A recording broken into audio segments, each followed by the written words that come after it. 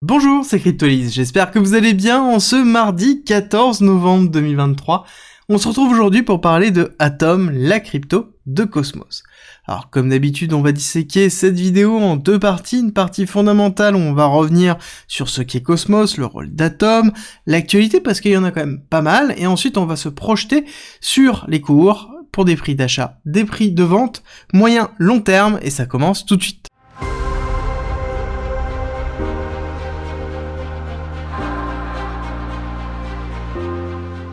Pour rappel, vous avez toujours la possibilité d'avoir accès gratuitement au parcours pédagogique, qui est une formation de 60 heures, d'une valeur de 400 € qui vous permet d'apprendre la blockchain, la crypto, l'investissement, l'analyse technique, le trading, tout pour devenir rentable, à travers 130 vidéos, 400 pages de guide, des quiz pour savoir où vous en êtes dans votre progression, et le tout gratuitement. Pour avoir accès à cette formation à vie, il suffit d'utiliser la plateforme d'un de nos partenaires, tout est expliqué en commentaire et en description. Qu'est-ce que Cosmos? Alors, Cosmos, c'est une blockchain de Layer 1 qui permet d'exécuter des smart contracts. C'est quelque chose qui met à disposition des développeurs, des bouts de code, des simplifications, des Lego pour pouvoir construire directement des applications décentralisées. Alors, pour aller un petit peu plus loin, Cosmos, ce n'est pas que une Layer 1, c'est aussi une Layer 0, ce qu'on appelle le Cosmos SDK, qui est le kit de développement de Cosmos qui permet de construire des applications en utilisant les briques fonctionnelles de Cosmos. Donc, on peut créer des applications, mais surtout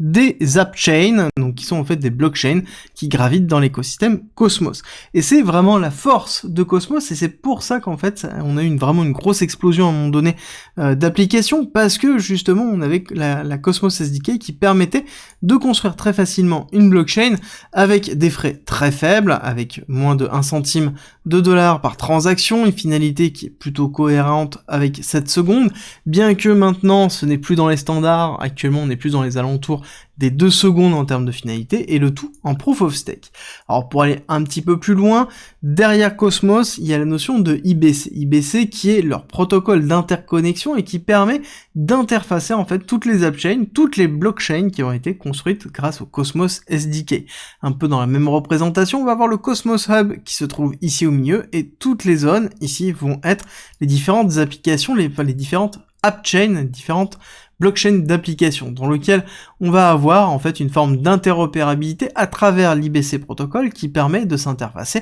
entre les différents hubs, entre les différentes blockchains, et directement les ponts qui ont été effectués au niveau du hub. C'est-à-dire que le hub s'occupe, donc Cosmos, s'occupe de construire des bridges vers Bitcoin, vers Ethereum, vers Avax, vers toutes les grosses blockchains qui ne sont pas IBC standardisé, parce que en fait à partir du moment où c'est construit sur le Cosmos SDK, on peut utiliser l'IBC, et donc derrière, sous-entendu, on peut transférer des cryptos d'une blockchain à une autre sans se poser trop de questions. À terme, la volonté, c'est d'aller encore plus loin, c'est de faciliter le partage de la protection, donc ce qui est l'utilisation des nœuds d'autres blockchains pour pouvoir en fait protéger sa propre blockchain. Ça a déjà commencé avec le Cosmos Hub qui permet, en fait, qui prête ses nœuds pour pouvoir valider d'autres transactions que celles de Cosmos, ce qui est plutôt positif, et à côté, on va avoir en fait un écosystème qui va être relativement développé. Là, c'est une image, mais elle a quasiment doublé depuis que j'ai fait le screen, et ça, c'était il y a 9 mois. Et à savoir qu'on retrouve des petits comme Injective qui se trouvent là, comme Fetch, on a quelques gros projets qui tournent et qui font beaucoup parler d'eux actuellement, et c'est plutôt positif pour l'ensemble de la blockchain Cosmos. Par contre, à côté de Cosmos, on a oui l'IBC, mais on a aussi la grande question du rôle de Atom dans Cosmos. Atom est inflationniste, on le sait, il faut mettre ces atomes on-chain pour pouvoir avoir accès aux différents airdrops des lancements des appchains. C'est là où c'est le plus rentable, oui, mais ça empêche qu'on a quand même une grosse inflation et un rôle de Atom qui reste quand même relativement faible dans l'ensemble de l'écosystème. Chose qui est en pleine réflexion au niveau de l'écosystème Cosmos pour essayer de recentrer Atom comme étant un acteur essentiel de l'ensemble des différentes appchains à travers, par exemple, pourquoi pas, la sécurité partagée. Il y a d'autres vecteurs qui sont en cours de discussion, mais ça n'empêche qu'on a quand même un travail qui est effectué dessus et qui pourrait être alimenté notamment par l'IBC, qui est cette notion d'interchain qui permet d'avoir les communications interchain et directement de s'interfacer avec le reste, parce que je rappelle qu'à partir du moment où Cosmos et le Cosmos Hub peut s'interfacer avec par exemple Avalanche et interfacer l'IBC avec Avalanche, ça sous-entend que toutes les autres blockchains qui sont IBC peuvent y avoir accès et de façon directe, instanciée directement dans le code. Et ça, c'est vraiment très important, et ça permet de pouvoir avoir une forme d'uniformité, c'est la force, justement, de Cosmos. À côté, on a le projet Celestia qui s'est lancé sur Cosmos. Celestia, grosse blockchain qui a fait beaucoup parler d'elle, qui est la première blockchain 100% modulaire, qui permet de pouvoir décomposer chacune des briques fonctionnelles de la blockchain, et donc qui permet d'avoir une véritable modularité en fonction de ce que l'on souhaite construire. À côté, nous avons Cosmos qui a publié une énorme roadmap. Alors j'ai pris quelques petites parties, mais ce qu'il faut comprendre, c'est que clairement, le 2024, ça va être très très lourd en termes de développement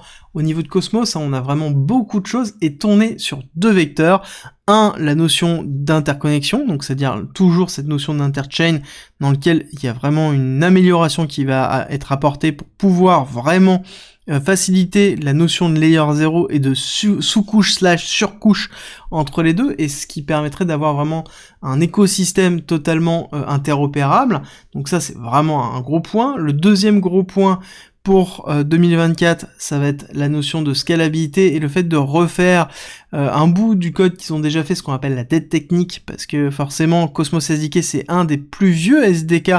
de développement de blockchain, donc il y a des choses à modifier, des choses qui sont en train de travailler dessus, et a priori 2024 on aura une nouvelle version qui sera pimpée, sous-entendu peut-être même une diminution des finalités de transaction ou une diminution des coûts. C'est à prévoir. Et la dernière chose, c'est qu'ils travaillent clairement sur le Zero Knowledge Proof pour préparer l'implémentation dans le SDK, chose qui est essentielle pour pouvoir assurer la continuité de Cosmos sur les 5 prochaines années. Clairement, le ZK Proof va être un nouveau standard, j'en suis persuadé.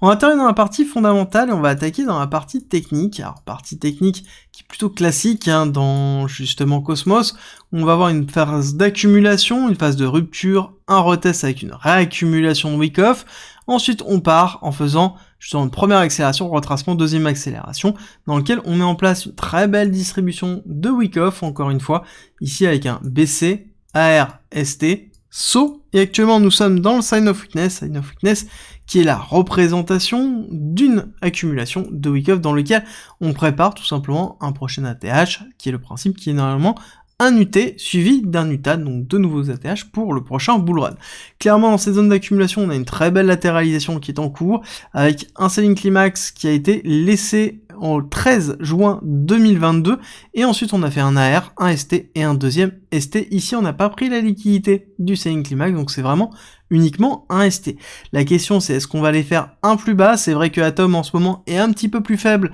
que les autres cryptos et n'a pas justement ce relent d'engouement, parce que à côté on a une pression baissière qui est relativement forte et on a un écosystème qui est en train de travailler énormément. Je pense que c'est un protocole qui reste quand même très très fort, et techniquement on n'a toujours pas fait de rupture au-dessus ici du 5 juin qui a été l'annonce de la SEC du fait qu'ils allaient certainement poursuivre un certain nombre de cryptos pour étant une securities, et donc tous les altcoins en fait ont pris leur claque, et c'est le cas aussi de Atom dans lequel on est allé retester, mais on a été ravalé dessus, et on n'a pas réussi à consolider au-dessus, ce qui est vraiment dommage. J'aurais aimé voir un Cosmos vraiment retravailler au-dessus comme ça et repartir. Là on aurait eu un signal qui serait très bullish. Là malheureusement c'est très compliqué, le fait qu'on se fasse rejeter et aussi fortement alors qu'on a un marché qui est relativement bull, ça sous-entend qu'il y a de grandes chances d'aller retester à minima les 7-7. Pour moi ici il y aura une zone de renforcement potentiel. Si jamais on voit qu'on a un marché général qui retrace, à ce moment-là on pourra aller retester et refaire le STB, et en prenant en considération qu'on pourrait aller retester, pourquoi pas, avec un Atom en dessous de 6$, donc ça à garder en tête pour des prévisions. Si jamais on y retourne, ce sera un prix à acheter, en tout cas personnellement un prix que j'achèterai. Ensuite, nous sommes dans une perspective d'avenir avec une vague 2, vague 3 IoTs pour le prochain bullrun, donc ça sous-entend derrière une grosse vague d'impulsion